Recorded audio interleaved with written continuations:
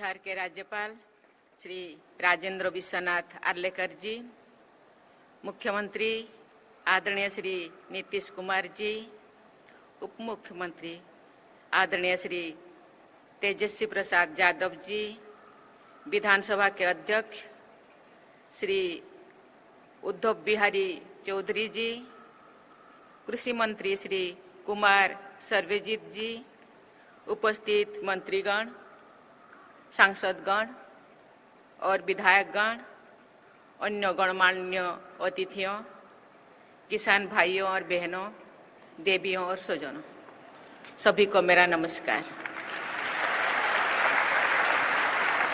आज बिहार के चतुर्थ कृषि रोड मैप के शुभारंभ के अवसर पर आप सबके बीच उपस्थित होकर मुझे हार्दिक प्रसन्नता हो रही है।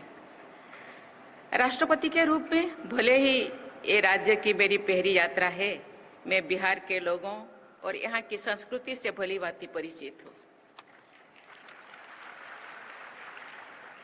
पड़ोसी राज्य झारखंड के राज्यपाल पद के दायित्व का करीब 6 वर्षों तक निर्वहन करते हुए मैंने बिहार की संस्कृति और जीवन शैली को करीब से जाना और महसूस भी किया। मेरा गृह राज्य ओडिशा भी ऐतिहासिक रूप से बिहार से ही जुड़ा हुआ है, इसीलिए मुझे लगता है कि मैं भी अपने आप को बिहारी कह सकती हूँ।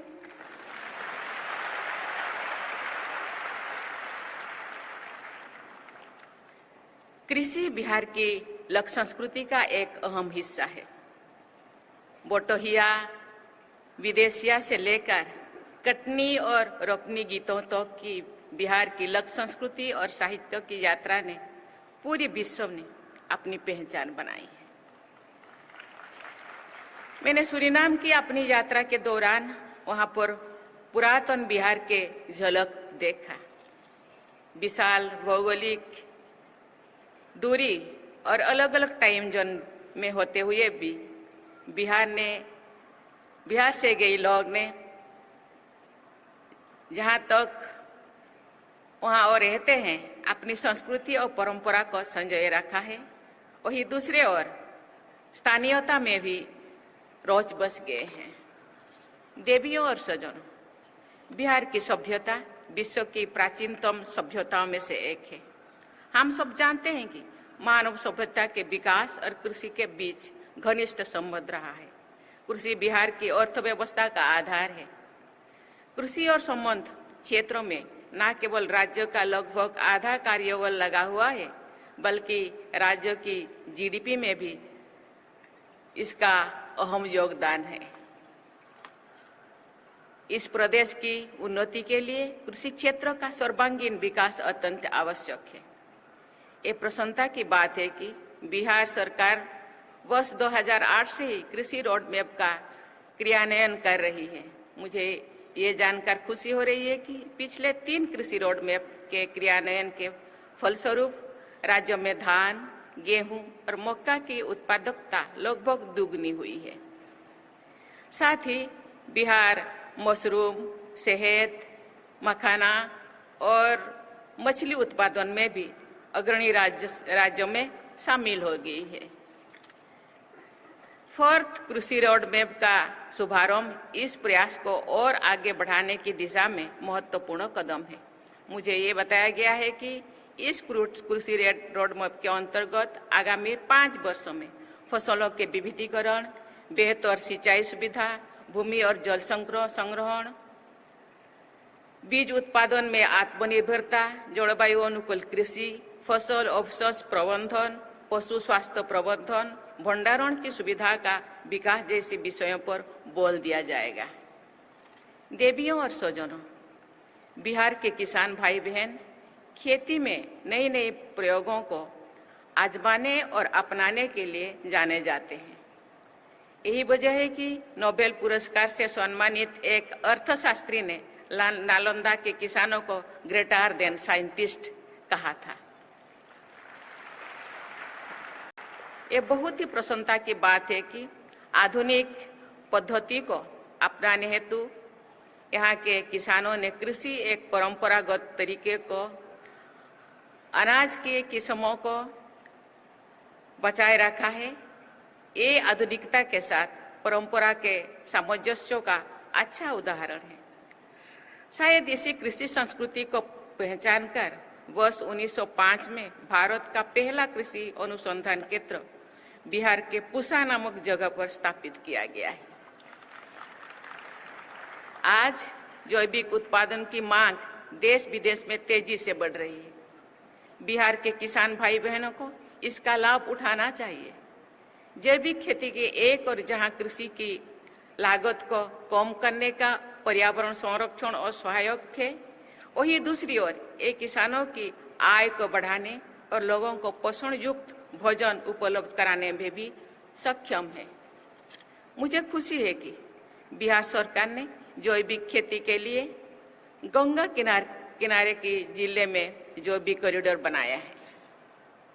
जैविक कृषि और पर्यावरण संरक्षण में खेती और पशुपालन के बीच एक दूसरे को लाभान्वित करने का पारंपरिक संबंध बहुत लाभकारी है। खेती के अवशिष्ट यानी वेस्ट और खरपतवार पशुओं के लिए उत्तम चारा होता है। पशुओं का गोबर भी जैविक खाद के काम करता है। बिहार में अधिकांश किसान सीमांत किसान हैं। उनके लिए आधुनिक यंत्रों का उपयोग आर्थिक दृष्टि से व्यवहारिक नहीं होता है। अतः कृषि और पशुपालन का एक दूसरे के पूरक के रूप में प्रयोग किसानों को आर्थिक रूप से सबल बनाने की दिशा में महत्वपूर्ण है। ग्लोबल वार्मिंग और जलवायु परिवर्तन एक वैश्विक समस्या है। ये पूरी मानवता के अस्तित्व के लिए संकट है, लेकिन इसका सबसे ज्यादा प्रभाव गरीब और वंचित लोगों को पर पड़ता है। मुझे बताया गया है कि हाल के वर्षों में बिहार में बहुत कम बारिश हुई है। बिहार एक जल संपन्न राज्य माना जाता रहा है। नदियां और तालाब इस राज्य की पहचान रही है। इस पहचान को बनाए रखने के लिए जल संरक्षण पर ध्यान देना अत्यंत आवश्यक है। मेरी राय है कि जलवायु परिवर्तन की चुनौती से निपटने में क्लाइमेट रेजिलिएंट एग्रीकल्चर महत्वपूर्ण भूमिका निभा सकता है। वर्तमान कृषि पैटर्न में बदलाव लाकर बायोडायवर्सिटी को बढ़ावा दिया जा सकता है। जल स्रोतों का दोहन कम किया जा सकता है। मिट्टी की उर्वरता का संरक्षण किया जा सकता है और सबसे बढ़कर लोगों की थाली में संतुलित भोजन पहुंचाया जा सकता है। मुझे ये जानकर प्रसन्नता हो रही है कि बिहार की एक प्रमुख फसल मक्के से इथेनॉल का उत्पादन किया जा रहा है। फसिल फ्यूल पर निर्भरता को कम करने, पर्यावरण संरक्षण और देश की ऊर्जा सुरक्षा की दिशा में ये एक महत्वपूर्ण कदम है। सब्जियों और फलों का उत्पादन भी आर्थिक और पर्यावरण की दृष्टि से लाभदायक हो सकता है। बिहार अनानास, आम, केला, अमरूद और लीची का प्रमुख उत्पादन राज्य है। यहाँ पर गोभी, बैंगन, आलू, प्याज जैसी सब्जियां भी प्रचुर मात्रा में उगाई जाती है। बिहार के मखाना, कतरनी चावल, मोर्चा धान, जर्दालू आम, सही लीची और मोगी पान को जीआई टैग मिला हुआ है। लेकिन सब्जियों और फलों के बड़े पैमाने पर उत्पादन में भंडारण, परिवहन और बाजार जैसी समस्याओं सामने आती है। उचित भंडारण, सस्ती और विश्वसनीय परिवहन व्यवस्था और व्यापक बाजार उपलब्ध कराकर फलों और सब्जियों के उत्पादन को प्रोत्साहित किया जा सकता है। मुझे खुशी है कि चतुर्थ कृषि रोड मैप के प्रोसेसिंग यूनिट्स बनाने, मेगा फूड पार्क स्थापित करने और एक्सपोर्ट इंफ्रास्ट्रक्चर विकसित करने जैसे प्रावधान है। देवी और स्वजनों, बिहार भगवान बुद्ध और अशोक की धरती है। उन्होंने संपूर्ण मानवता को शांति और सद्भाव का पाठ पढ़ाया है। आप इस पावन धरती के वासी हैं, इसीलिए आपसे ये अपेक्षा की जाती है कि आप एक ऐसी समाज का आदर्श प्रस्तुत करें जिसमें द्वेष और कलह की कोई गुंजाइश नहीं होना चाहिए। विकसित भारत के सपने को पूरा करने में इस प्रदेश का योगदान अत्यंत महत्वपूर्ण है, लेकिन इस सपने को सच्चाई से बदलने के लिए हमें मानव निर्मित संकीर्णताओं से बाहर निकालना होगा। बिहार को एक विकसित राज्य बनाने के लिए समेकित विकास के अलावा कोई विकल्प नहीं है। राज्य के नीति निर्माताओं और जनता को बिहार की प्रगति के लिए एक रोड मैप निर्धारित करना होगा और उस पर चलना होगा। ये बहुत ही प्रसन्नता की बात है कि कृषि रोड मैप का क्रियान्वयन किया जा रहा है। मुझे और अधिक खुशी होगी जो बिहार विकास के हर मानक पर रोड मैप बनाकर लगातार प्रगति के पथ पर बढ़ता दिखाई दे, क्योंकि ये भी मेरा राज्य है। मैं अपना राज्य मानती हूँ बिहार को। माननीय मुख्यमंत्री ने मुझे बार बार आने के लिए कहते हैं, मैं जरूर आऊंगी, क्योंकि ये भी मेरा राज्य है। कभी मेरे पूर्वजों में यहाँ रहा करते थे, अभी मेरा भाई बहन उनके उत्तर पीढ़ी है, तो ये भी मेरा राज्य अपने मानती हूँ। इसीलिए मुझे जरूर आना है, मैं आऊंगी बीच बीच में, क्योंकि मैं भी किसान की बेटी हूँ। यहाँ कैसे जैविक खेती किया जाता है, कैसे भंडारण, कैसे प्रावधान रोड मैप द्वारा क्या हो रहा है, मुझे भी जानकारी लेना है। मुझे तो प्रेसिडेंट के पास जाना है, गांव को खेती करना है।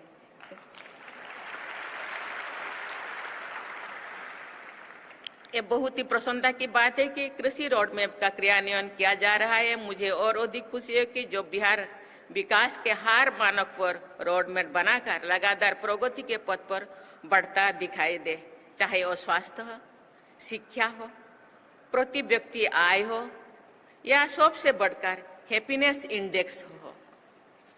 अतः मैं आप सबको नवरात्रि, दुर्गा पूजा और दशहरा की बधाई देती हूँ, क्योंकि अभी नवरात्रि चल रहे हैं। सब माँ दुर्गा की